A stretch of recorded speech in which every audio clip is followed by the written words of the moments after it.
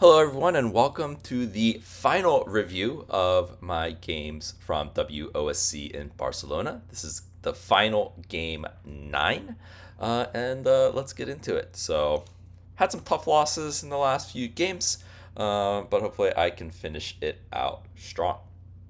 So I think my opponent was one of the organizers and hosts. So thanks to him and the team in Barcelona that organized and put this whole event together and made it possible. I thought it was a really nice, pretty well run event. Um, so yeah, I get another Nakabisha game. So I'm like licking my chops here to try and get my Hinakyu prep on the board. And my opponent goes ahead and throws a bit of a curveball at me with this silver to 2-2 move. This move is usually a move that people make when they're playing static rook and going for like a Yagura type opening. But okay, my opponent goes ahead and does it with central rook. Now, I wouldn't recommend this because your silver kind of gets stuck and you need to spend extra moves getting it unstuck, which ends up happening here. But because the silver is on 2-2, my normal, pawn to 4-5 line doesn't quite work. So I go ahead and just decide, okay, let me play solid, castle my king, because one of the weaknesses of putting the silver over on 2-2 is that you're not really going to get an attack going anytime soon. So yeah, go ahead. My opponent tries to get the silver unstuck. I go ahead and jump my knight, threatening to jump in and hit the silver, and he goes ahead and blocks with the pawn. So this is kind of like a similar-ish structure to my normal Nakabisha openings, except the bishop and the silver are swapped. So it's not. I don't think it's a great position for my opponent. And again, my opponent kind of floats this rook out. Maybe he was planning on maybe bringing it over and trying to harass my pawn. But I went ahead and just played it safe, brought my gold up, and my opponent decides to trade these pawns off. I'm fine with that. And again, just figured, okay, let me just play it pretty safe. I don't really know exactly what's going on if, like, I leave this open and he brings the rook over, so I went ahead and just dropped my pawn. And my opponent did something interesting and brought the bishop over to the other side of the board. And I figured this is some sort of prep, or like he made the move very, very quickly. So I think this is like kind of his like standard for how to play his Nakabisha. It does kind of coordinate towards the fifth file with the rook, but not quite because I have that pawn up. And then my opponent tried to swing the rook over to the second file, and this is just too slow, especially because I get to make the first move in the center of the board. So already here, I'm like, okay, I've got a really nice position. His bishop is kind of stuck on the other side of the board. The rook is stuck also. And so now I thought, let me get my bishop going because it's not really looking at or doing anything where it was because the pawn is blocking on 4-4 with the silver.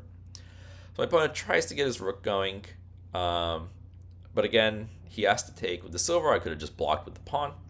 And actually, I'm going to pause right here because here I actually took a pretty long think, I think. And the reason why is that I really wanted to sack my bishop for the gold here, right? It seems pretty good, and actually it's the top engine move. But unfortunately, I was a little gun shy at this point, sacking pieces from my last couple of games. I guess one quick thing, the type of move maybe that you don't want to play is probably something like this. I mean, I guess here it says it's okay. I mean, I'd be very tempted just to take. Oh. It doesn't like... Oh, okay, it doesn't like it because I have this pawn drop. I see. Okay, so I could have done something like that, but it's a bit slow. So yeah, what I want to do here for sure is somehow use this. So engine wants to sack the piece off right away. I decided to play a bit more of a like clever, tricky-ish move. and it's on the list. It's like third, I think, on the list. Yeah. So really, as long as you pick one of the top three moves here, you're doing okay. And so what I decided to do is go ahead and drop my pawn to 2-3. So if the rook takes, I get to the gold hangs. So you have to go ahead and defend the rook, or sorry, keep the gold defended. And I went ahead and just kind of like chilled out, moved my king over, and my opponent starts to try and attack my knight's head with his pawn. So here, this could be a threat if I try and like do something like drop the pawn to block, because he can just take, and then the gold takes. But I go ahead and find this nice move.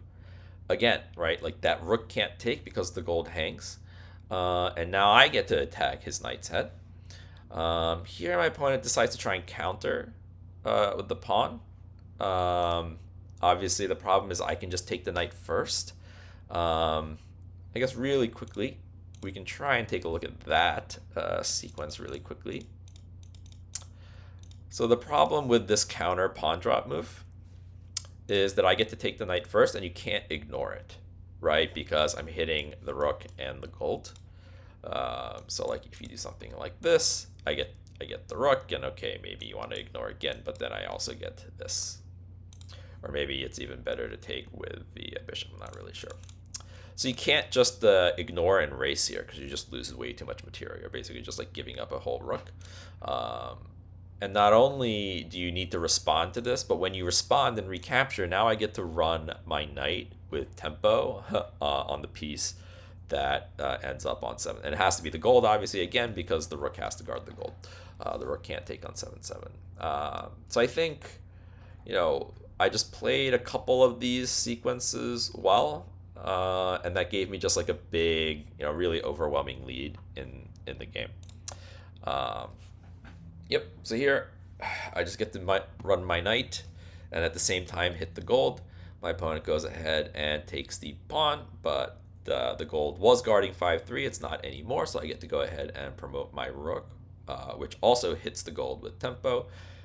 He tries to run the gold, but now my knight gets to promote.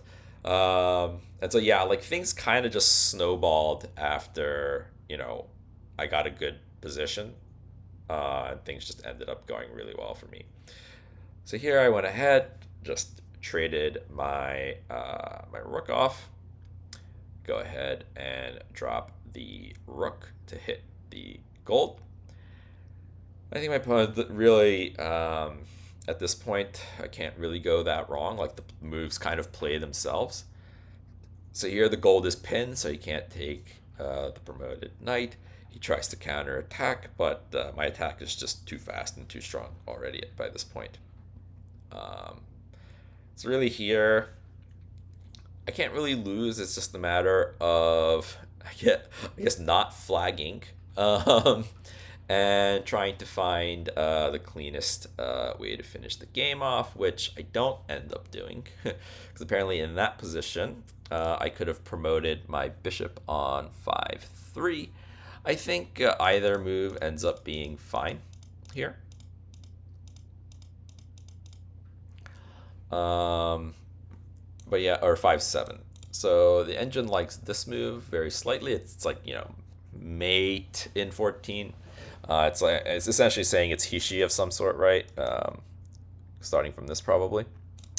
But I mean, my knight move is, basically Hishi in 26 moves. So, yeah, this game just went really, really smoothly. I didn't make any big mistakes. And I think my opponent also kind of just played very reactively to my moves. And in a bit of a predictable way, and so I was able to kind of just capitalize on that and kind of like keep making threats, and my threats kind of just chained together really well in this game, and it was really a very, very clean win. So yeah, this was the last game that I played. In some ways I wanted to play much more combative, close games. But interestingly enough, a lot of my games I felt like were kind of one-sided, either way, one way or the other. Whether I had an easy win or I kind of like blundered and lost, or I don't really know what you would consider the game I flagged. um, so really, I felt like I really only had one game, at least of the ones that I won, that were like really, really like close. Um, so yeah, it was very different to act again from my U.S. Shogi Championship experience, where I felt like a lot of the games were close and competitive, whereas in Barcelona, for whatever reason, I felt like a lot of the games ended up being pretty one-sided. So here, just a clean mate from here. Um, Obviously my opponent can't run to the edge of the board. And here, okay, it doesn't really matter which piece you go with.